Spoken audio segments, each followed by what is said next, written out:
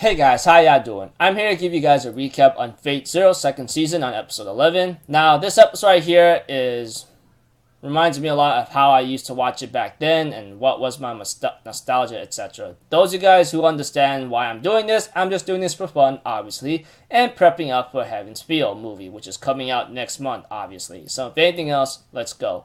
We had to it that Kiritsugu and Kire face each other while Kire charges at Kiritsugu with his black keys enlarged by the source of his command spells. And as for Saber, she is getting beaten up pretty badly by Lancelot, or Berserker.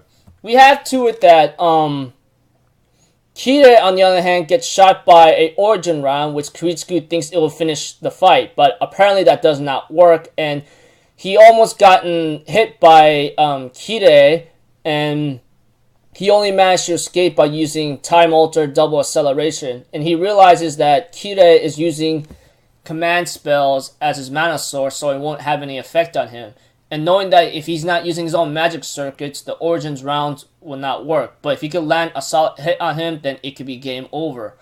But Kire, on the other hand, decides to double his speed for compensation, so Kiritsugu would not escape. And he managed to land a devastating blow on Kiritsugu himself and blast him to a wall, which really must have hurt right there.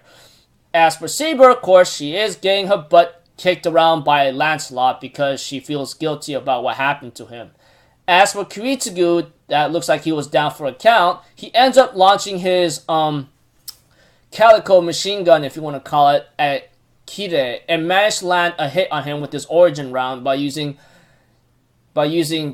time altered double acceleration. Both of them at a massive disadvantage as Kiritsugu has Avalon that managed to allow him to survive. Kire, on the other hand, lost his right arm because of Kiritsugu launching the origin round to him when Kiritsugu was doing double acceleration. As the episode continues on, we have to it that Kire must destroy his brain so he would be permanently dead. As for Kiritsugu, he ends up trying to figure out what his plan is as he has only 2 grenades left and a knife along with Avalon, obviously. While for Kire, he has 12 black keys, if I remember correctly, and 8 spare command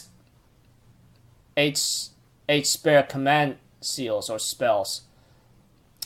And we add to it that Kiritsugu does triple acceleration and lands a hit on Kire, but apparently it was only on his arm. While Kiritsugu tries to knife his way to Kire, that does not work, and Kire almost landed a devastating blow on Kiritsugu's head, which is where his brain is at, but Kiritsugu managed to escape with square acceleration and managed to get out of there on time.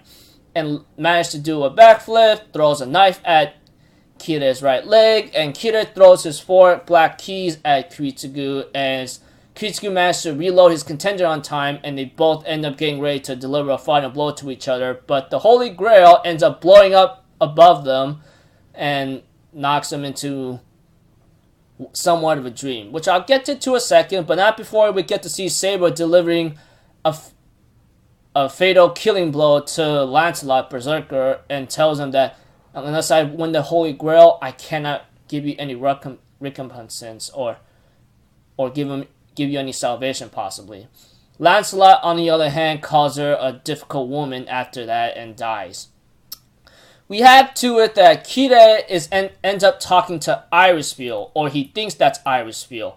And we have to it that the Holy Grail, obviously, which we all know who that person is, in a certain sense, if you did your research a bit. I know I spoiled myself about doing this research a long time ago.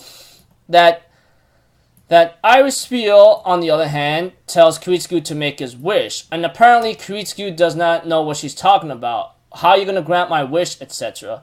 So she tells him that he already found his answer a long time ago in order to save humanity. And therefore, she decides to show him the answer to humanity's saving or salvation. He is shown a certain situation where there's a lot of people on each ship, 300 on one ship and 200 on the other. Which one would he save first, because he has the only skill to fix the ship? Kiritsugu's answer is like, I will fix the one with the 300 on there.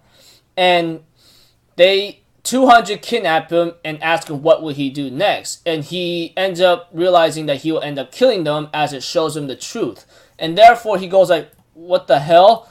And therefore ends up showing him another situation where the 300 that survived ends up splitting their boats. 100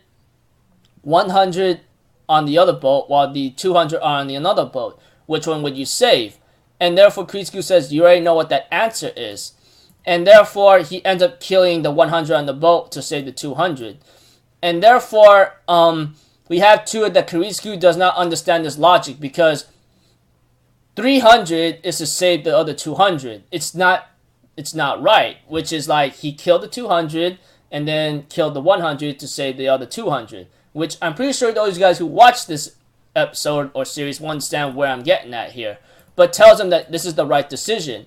Your method has always been saving the majority at the cost of the minority.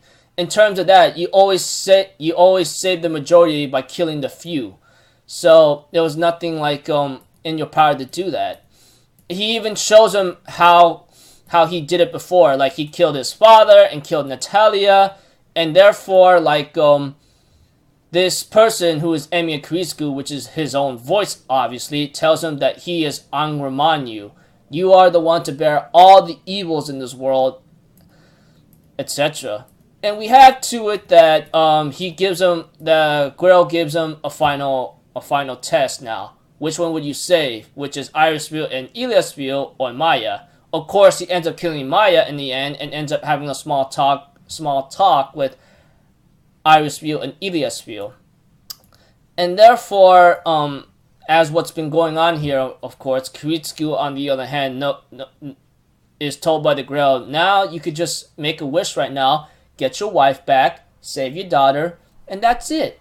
Then you would do what you would have done a long time ago, which is the method that Kiritsugu would do to save humanity. Which is why Kiritsugu depended on a miracle on the Holy Grail to help him achieve that, but I guess that's not the case.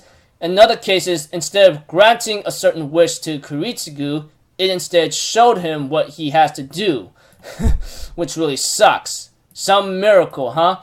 But aside from that, he is not tricked by the Holy Grail in the end and ends up killing Irisville and Eliasville, but not before the Holy Grail alone curses Kiritsugu for a very ugly death of regret and remorse. And therefore, we have to it that Kire and Kiritsugu are back in the real world, and of course, Kire saw the whole thing and asked him, why did you do all this? I mean, that kind of conclusion sucked. Everything you've been working your butt off so hard on to leave this all in the dust. Why would you do that? And Kiritsugu says, dude, the cost is much greater than what it will give you in benefits. That's no freaking omnipotent wish-granting device.